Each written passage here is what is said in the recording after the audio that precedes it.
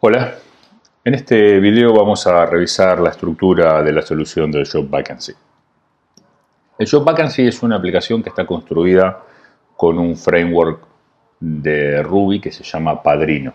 No es Padrino la herramienta más popular del mundo Ruby, creo que ese lugar actualmente lo ocupa Rails, pero una de las cosas que tiene Padrino es que es bastante más simple. Nosotros, a nuestro entender, desde el equipo de cátedra, entendemos que es bastante más transparente, o mejor dicho, bastante más simple de entender la forma en que funciona Padrino que la forma en que funciona Rails. Si bien con Rails uno puede hacer cosas muy rápido, hay como cierta magia negra, cosas que si realmente uno quiere entender qué es lo que está pasando, bueno, es un poco más complejo porque tal vez hace uso de algunas técnicas un poco más avanzadas. En el caso de Padrino es una arquitectura muy simple, muy mapeable a otras tecnologías.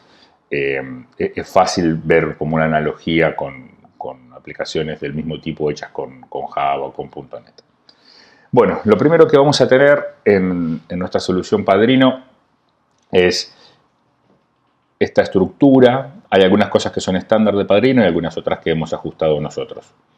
El punto central es, bueno, tenemos una carpeta Features donde están nuestros gherkins que de alguna forma representan la funcionalidad de la aplicación. Esto está automatizado y se corre en test y demás. Después tenemos una carpeta Spec con las pruebas más de índole, si se quiere, unitaria o de integración, ¿sí? Y después, en lo que hace a la aplicación, tenemos por un lado los models, ¿sí? Los objetos de dominio de la solución, algunos de los cuales actualmente no se usan, al menos en la solución base, eran parte de una solución avanzada que después estuvimos probando y demás, pero en términos de el modelo de dominio es esto. Hablamos de ofertas de trabajos, hablamos de usuarios y hablamos de postulaciones, sería la traducción de Job Application. Esas son como las tres entidades centrales que tiene esta solución. Después hay acá un Twitter Client y un Ping, que son otras clases como auxiliares, si se quiere, que incluso podemos debatir si tendrían que estar acá o no, ¿sí? Pero el punto relevante es Job Application, Job Offer y User. Son las tres entidades centrales. Y después en la carpeta App lo que tenemos es toda la estructura de objetos, si se quiere, que nos provee Padrino. Por un lado tenemos controllers, ¿sí? Tengamos presente que Padrino es un framework que está basado en Sinatra y que a su vez implementa conceptualmente la idea de MVC. Entonces tenemos los controllers, ¿sí? Tenemos las vistas y después tenemos helpers, mailers, repositories y una carpeta de security con algunos otros utilitarios. ¿Cómo arranca nuestra aplicación? Si vamos a la carpeta de controllers, vamos a ver que en general va a haber un controller por cada entidad fuerte del dominio. No siempre, pero muchas veces es así. Y lo que tenemos acá, cada controller en sí, bueno, hereda de esta clase si se quiere. Bueno, no es exactamente una herencia, digamos, ¿no? Pero bueno, acá tengo estoy definiendo un controller que se llaman Job Offers y acá tengo todas las rutas de la misma forma que las definía cuando trabajaba con Sinatra puro, por así decirlo. Entonces, ¿qué es lo que ocurre acá?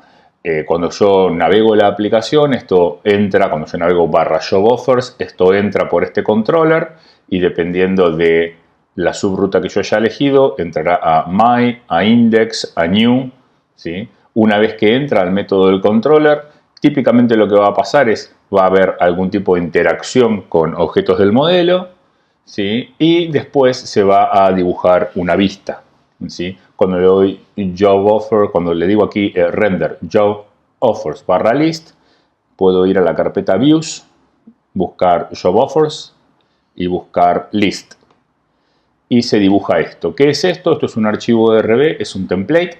Básicamente esto es un archivo HTML que tiene partes de código Ruby embebido, ¿sí? Fíjense que esto es HTML puro, esto también. Acá ya hay un pedazo de Ruby embebido.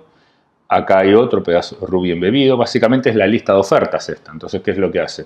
En algún punto empieza a dibujar una tabla y después empieza a iterar la lista de ofertas y va dibujando la lista de ofertas, dibujando el título, dibujando el location y demás. ¿Sí? Fíjense que esto lo accedo con un @offers. Si ustedes se fijan en el controller que invocó a esto, ¿sí? Fíjense cómo funciona. Declaro un atributo que es @offers y este @offers va a estar disponible en la vista. Así es la forma en que esto opera. ¿Sí? Revisemos un poquito más la estructura. Tengo los controllers. La aplicación, dependiendo de la ruta que yo navegue, va a entrar en algún método de un controller. Ese control va a interactuar con el modelo. El modelo en sí, como es una aplicación que está basada en datos y seguimos una estructura MVC, mis objetos típicamente van a existir, los objetos persistentes, en una base de datos, y para acceder a esa base de datos vamos a utilizar objetos del tipo repository que están acá. ¿Sí? Estos objetos repository tienen la lógica para interactuar con la base de datos. ¿Sí? Básicamente pueden ejecutar sentencias SQL. No exactamente son SQL, digamos. Estamos utilizando un framework, un ORM que se llama SQL, ¿sí? Que lo pueden ver acá en el base repository.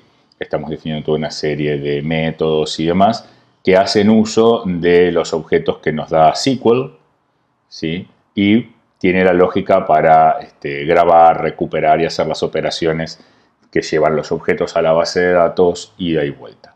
Y después, bueno, por cada entidad fuerte tenemos un repositorio que hereda de ese base repository, ¿sí? Y bueno, básicamente eso. Acá no hay mucha vuelta que darle, ¿sí?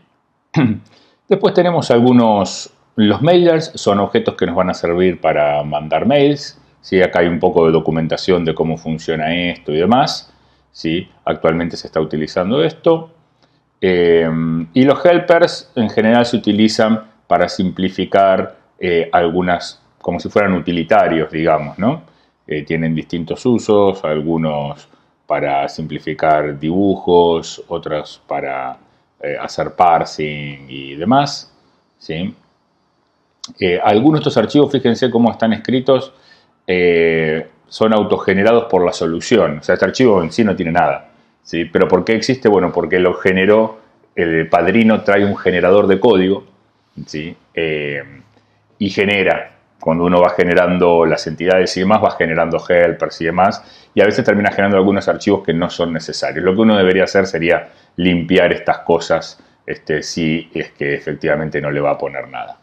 Pero bueno, es un poco de deuda técnica del Job Vacancy.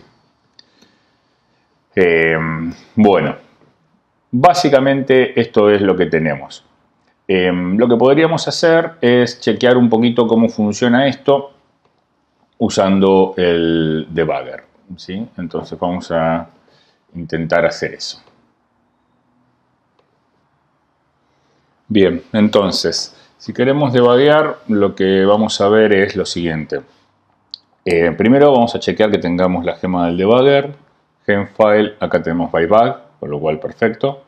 Y vamos a arrancar por poner un breakpoint aquí, ¿sí? Homes controller, job vacancy application controllers home, y esto va a la ruta index que se mapea a la barra. O sea, cuando yo navego la raíz de la aplicación va a pasar por acá, ¿sí? Entonces le voy a poner bybug y vamos a correr la aplicación.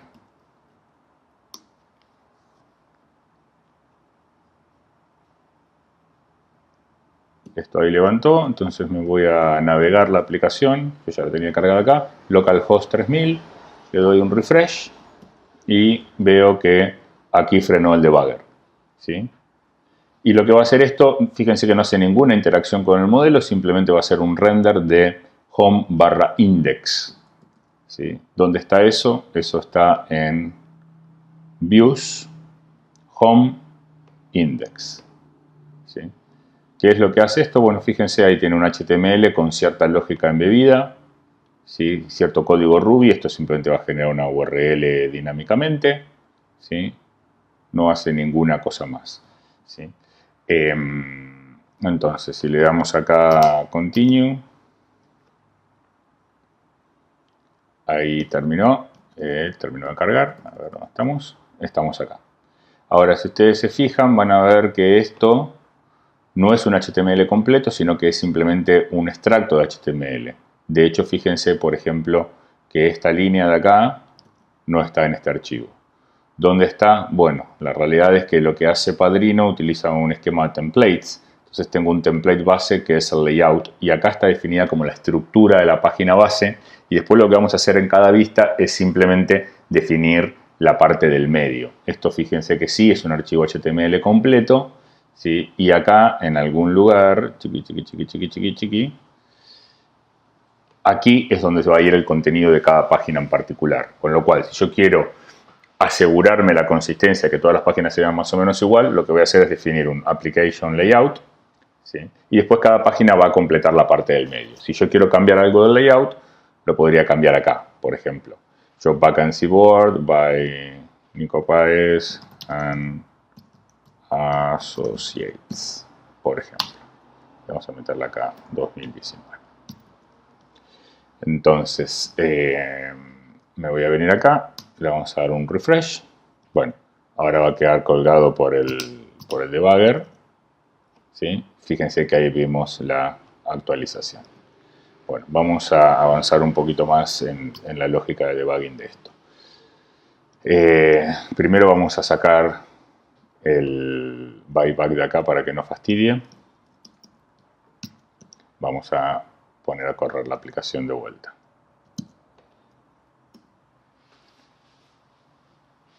Supongamos que yo quiero cambiar alguna cosa de la aplicación. Por ejemplo, me vengo acá a Job Offers y veo que tengo estas ofertas. Y supongamos que yo quisiera, no sé, que en lugar de decir description, diga job description, ¿sí? Ok, perfecto. ¿Dónde estoy parado? Estoy parado en Job Offers Latest, ¿sí? Entonces, ¿a dónde tendría que ir? Bueno, tendría que ir al controller que se llama Job Offers, al método Latest, ¿sí? Entonces me voy a venir acá, controller Job Offers, Latest.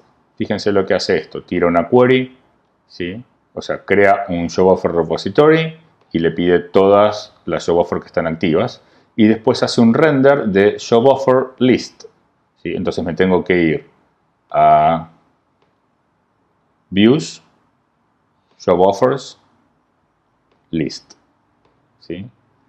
Y aquí yo puedo venir y cambiar esto, el encabezado está acá, y le pongo acá Job Description.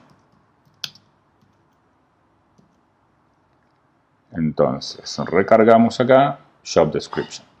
¿Sí? Hay un tema acá que es, cuando sean los HTML y demás, eso lo pueden cambiar sin necesidad de reiniciar la aplicación. Si cambian código Ruby, es posible que tengan que reiniciar la aplicación. No sé si tenemos alguna gema ahí para hot reloading. Me parece que no configuramos ninguna gema para hacer hot reloading. Déjenme chequear. No tenemos ninguna gema de hot reloading, así que, bueno, vamos a tener que hacerlo a mano. Bien. Bueno, esto es como la estructura base. Lo que vamos a ver en el siguiente video es... No, perdón, una cosa más nos va a faltar. Perdón. Esto utiliza una base de datos. Si en algún momento tenemos que hacer una modificación en la base de datos, ¿sí? Hay que scriptear la modificación. Para eso tenemos acá una carpeta db, que tiene acá una carpeta migrates, y acá tenemos los distintos cambios que se van haciendo en la base de datos. Si yo quiero hacer un cambio en la base de datos, lo que voy a tener que hacer es agregar un nuevo archivito siguiendo esta convención, ¿sí? Y acá voy a tener que escribir la modificación que quiera hacer. Por ejemplo, fíjense en este caso. Cada migration, una migration implica una modificación en la base de datos. Entonces, cada migration tiene un up y un down. El up es como que realiza la modificación y el down es como un rollback, como que deshace esa modificación.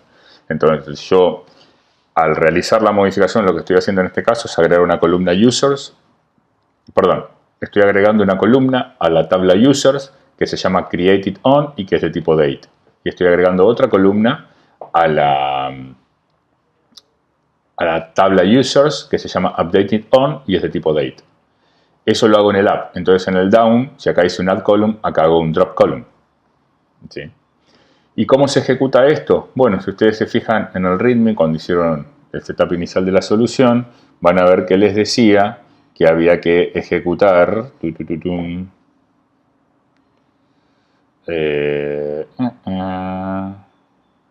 ¿dónde estás? Acá. Bundle exec rate debe migrate. Eso lo que va a hacer es, va a venir y va a revisar estos scriptsitos que hay acá, ¿sí? Y se va a conectar a la base de datos y va a chequear cuáles de esos scriptsitos ya han sido corridos y cuáles no.